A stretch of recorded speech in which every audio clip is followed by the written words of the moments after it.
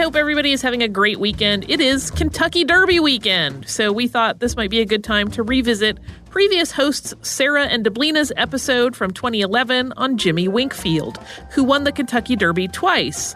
And no other black man has won the Derby since. We also talk about the Derby in our 2017 episode, the Kentucky Derby's first 50 years, which you can find in our archive if you want some more Derby stories today. So put on your fancy hat and enjoy. Welcome to Stuff You Missed in History Class from HowStuffWorks.com.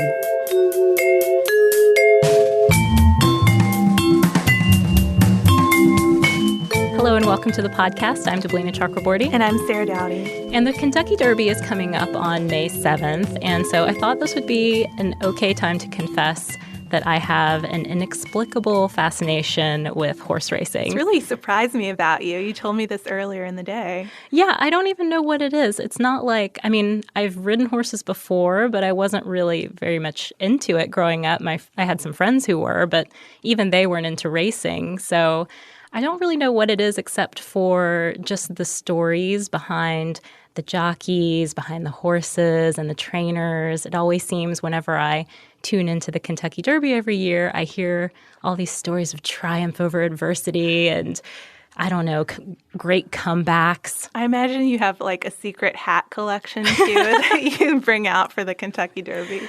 Sarah, I only wish. But before we go any further, for those who aren't familiar with the Derby, it's one of the classic American horse races and probably the most widely known in the U.S. It started in 1875, and it takes place annually the first Saturday in May at Churchill Downs in Louisville, Kentucky. The race distance is about 1.25 miles, 1 mile and a quarter, and it's often called the most exciting 2 minutes in sports. Yeah, and like I mentioned, we do associate things like big hats with the Kentucky Derby, mint juleps, high rollers, that kind of thing. It's a very elite event, and at least in the last 100 years or so, it's not that racially diverse. Certainly that's not the way you think of it. But as we're going to learn, there was a time in the early days of the Derby when African-American jockeys dominated the U.S. horse racing scene. Yeah, and so here we're going to talk about the last black jockey to win the Kentucky Derby, a Kentucky native actually, whose name was Jimmy Winkfield. And we'll take a look at his short but successful U.S. career and the events that brought that to a close and his remarkable experiences abroad. But first, we want to look a little bit at this history of African Americans in horse racing. So we can trace African Americans' participation in this sport to colonial times when the British brought their passion for horse racing to America.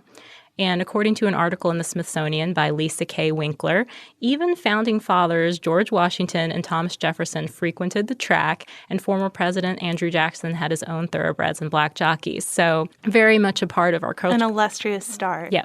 But the first black jockeys were slaves, and they got their skills and their affinity for horses, their connection to horses from doing sort of the menial work, cleaning the stables or grooming the owner's valuable animals. And Winkler points out that being on the racing circuit, once black jockeys did start making it big, gave them a sort of false sense of freedom. It was one of the few ways that they could achieve real status. And a lot of them did. They went all the way to the top in American horse racing. In the first Kentucky Derby in 1875, 13 out of 15 jockeys were black. And among the first 28 Derby winners, 15 of them were black. So they were dominating the horse racing scene. Yeah, exactly. And this was the environment that James Winkfield was born into on April 12th, 1882 in Kentucky. And he was the youngest son of George and Victoria Winkfield, who had a total of 17 kids. They were farmers, basically sharecroppers, and lived in a shotgun shack. So some of the kids actually had to spill out on the porch at night to sleep. Yeah, but little James definitely got interested in horses and racing early, probably in in no small part because he was growing up in bluegrass country, and he probably saw the horses and also heard the stories of black jockeys making a name for themselves and getting big. And lucky for him, he didn't get big. He stayed small, which is, of course, a requirement for professional jockeys, even though he had some siblings who were 6 feet tall. This is quite a discrepancy because by his teen years, he was only 5 feet tall and less than 100 pounds. So perfect build for a jockey. Yeah, and he started out just bugging other groomers in his area until they finally gave in and let him do some of their work for free. Sounds like a pretty good deal to me if you're one of those workers, but Jimmy then got hired on as a groomer and an exercise boy, so he got his own gig. And this is how he got his experience and training and kind of got discovered, just riding horses as an exerciser. And there were some trainers who were looking out for opportunities all the time to turn riders into jockeys, looking for people who just seemed to have that natural talent. And that's how Jimmy got his first break in 1898 at age 16. Yeah, so he rode a race at Chicago's Hawthorne Race Course, but it didn't turn out to be the big break he was really looking for. In fact, it was quite a disaster. His horse broke next to last at the start, and then when he thought he saw an opening, he broke fourth from the rail and cut across the path of 3 horses, and he took them all down in the process and got suspended for a year because of it. He came back, though, in 1899 strong as ever. Yeah, he started winning races in Chicago. For example, in 1900, he rode in his first Kentucky Derby, and that was out of 4 Kentucky Derby races, I should say, that he would ride in total. In 1900, he placed third. The next 2 years, he placed first in the Kentucky Derby, first on a horse called His Eminence and then on Allenadale. And this made him only the second jockey to win 2 successive derbies. And I mean, there still really aren't that many jockeys who can claim that. It's a rare feat, indeed. And in 1903, he finished second because he made his move too soon. And it was a loss that always bugged him. I mean, he was hoping to go for 3 in a row there, it seems. Yeah, I've read that he actually talked about that loss until his death, that he should have won it. Yeah, the one that got away. So by that time, the U.S. horse racing scene was already changing thanks to racism, segregation, Jim Crow laws, and the economy played a part too. Recessions at the time really shrunk the number of racetracks and the attendance at the racetracks that were still open. Well, and there were also anti-gambling groups going around, so that was further shutting down the number of racetracks that were operating. Yeah, definitely. They went down from 314 tracks in 1890 to 25 by 1908, so really big dive. And white jockeys also didn't like competing with black jockeys for the best mount. So at times there was outright violence. I mean, during races on the track, black jockeys would sometimes be pushed towards the rail. There was even a riot in Chicago between the white and the black jockeys. Yeah, so times were definitely changing, and you can really tell, even though Winkfield won more than 160 races in 1901, Goodwin's annual official guide to the turf omitted his name. So he wasn't even a player anymore, even though he was still winning. Yeah, and perhaps more seriously, or definitely more seriously, I should say, he received death threats from the Ku Klux Klan.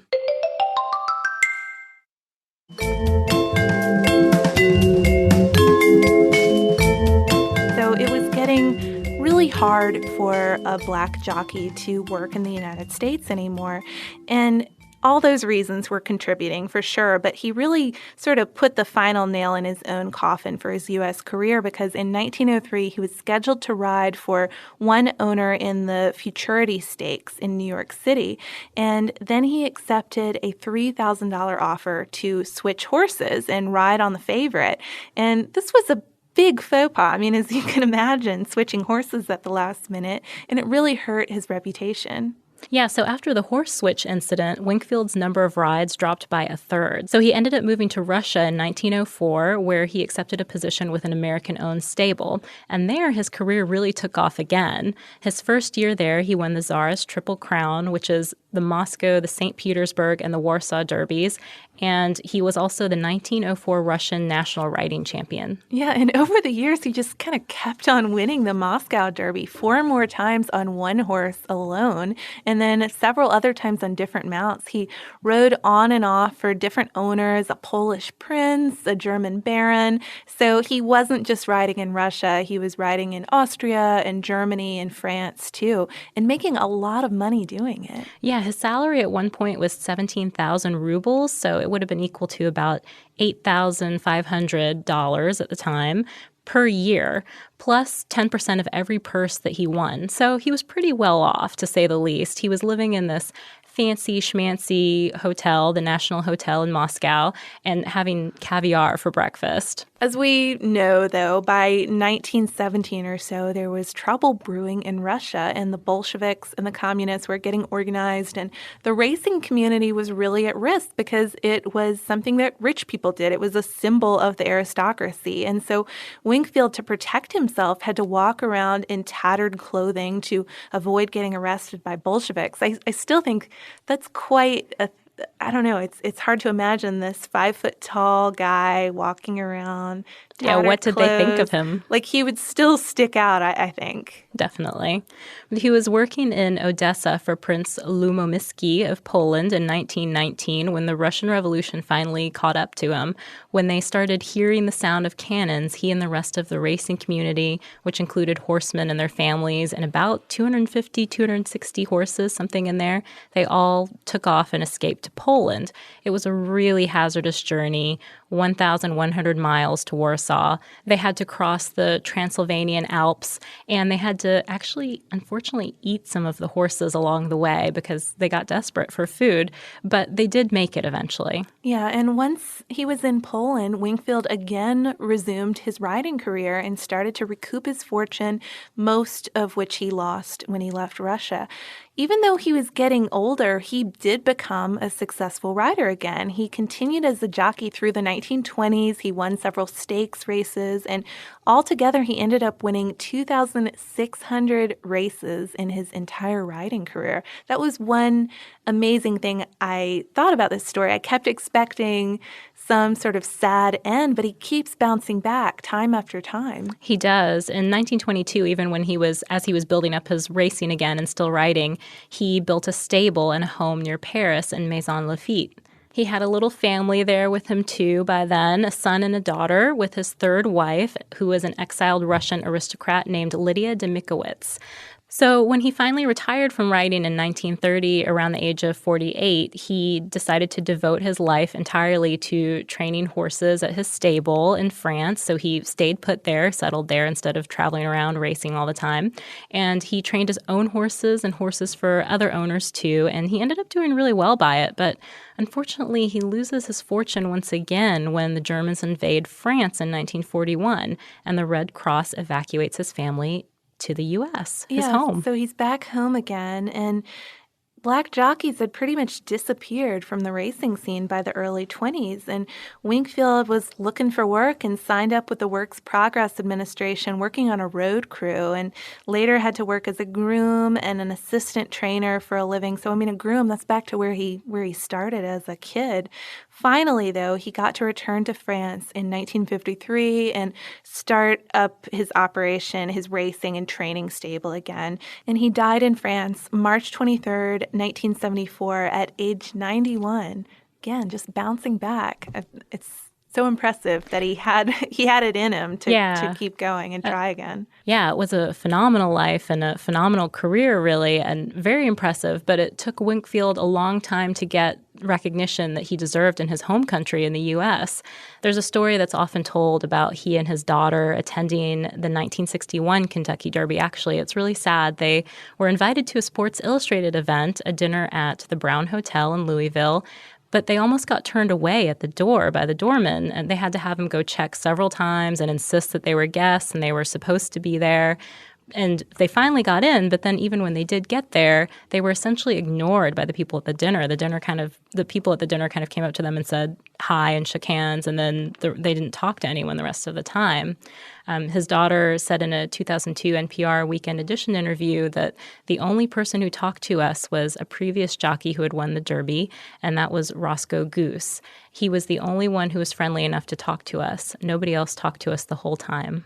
That's so sad and tragic and disappointing, I guess. That's the perfect way to describe it. Disappointing. I think you mentioned, though, and I thought this was a neat counterpoint to it. Even though he's so disrespected at this event, you said he still really enjoyed the race. Because that's his element. He liked it. He liked being there again. Yeah, from what I've read, he really enjoyed being at the race and kind of didn't care that people had treated him that way, or really didn't seem to care, I guess, because he had been through so much in his life anyway. Crossing the Transylvanian Alps probably puts things in perspective. Yeah, that would definitely change your perspective on the whole thing. I think that he was more embarrassed and worried about his daughter in that situation necessarily than himself. But regardless, things have changed a lot over the past decade. Winkfield finally got inducted into the National Racing Hall of Fame in 2004, and in 2005, the House of Representatives passed a bill honoring him. And in 2000, Marlon St. Julian became the first African-American to ride in the Derby since 1921. There have been a few since then, so maybe things are starting to change, starting to get back to how they were at the end of the 1800s. Yeah, it's interesting to think of going backwards as progress, but I guess in a weird way, that's kind of what it would be. Maybe.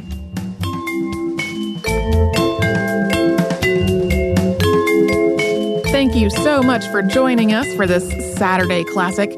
Since this is out of the archive, if you heard an email address or a Facebook URL or something similar during the course of the show, that may be obsolete now. So here is our current contact information. We are at historypodcast@howstuffworks.com, and then we're at Missed in History all over social media. That is our name on Facebook, Twitter, Tumblr, Pinterest, and Instagram. Thanks again for listening. For more on this and thousands of other topics, visit howstuffworks.com.